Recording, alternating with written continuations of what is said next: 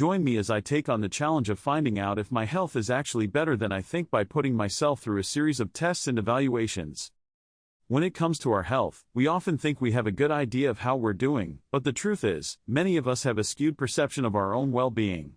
We might feel like we're healthy because we're not experiencing any major symptoms, or we might assume that because we're young, we're invincible.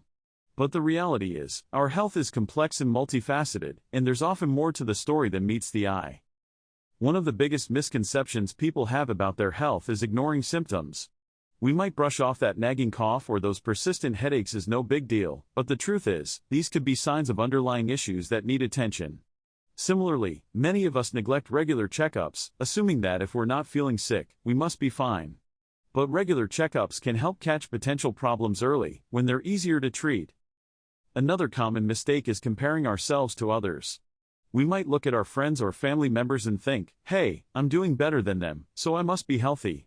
But the reality is, everyone's health is different, and just because we're doing better than someone else doesn't mean we're doing great. And then there's the myth that if we're not overweight, we must be healthy. But the truth is, skinny doesn't always mean healthy, and there are plenty of thin people out there who are hiding serious health issues. Finally, there's the assumption that we're too young to have to worry about our health.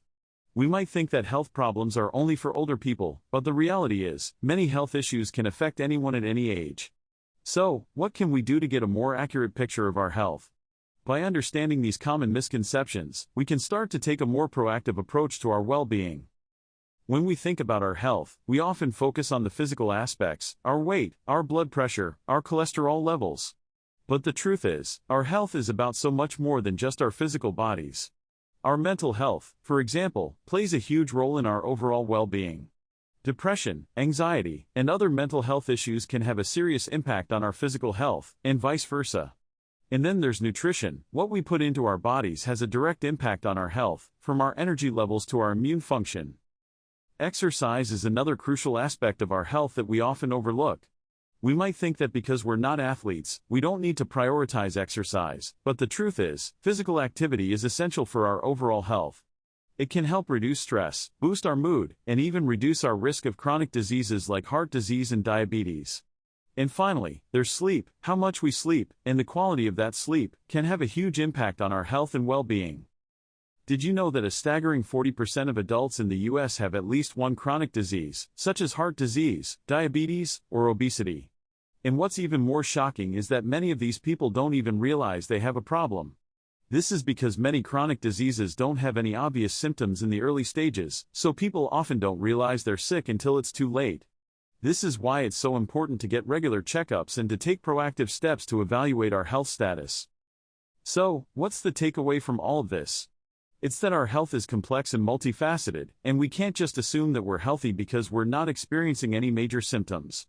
We need to take a proactive approach to our health by prioritizing self-awareness, getting regular checkups, and taking care of our mental and physical health.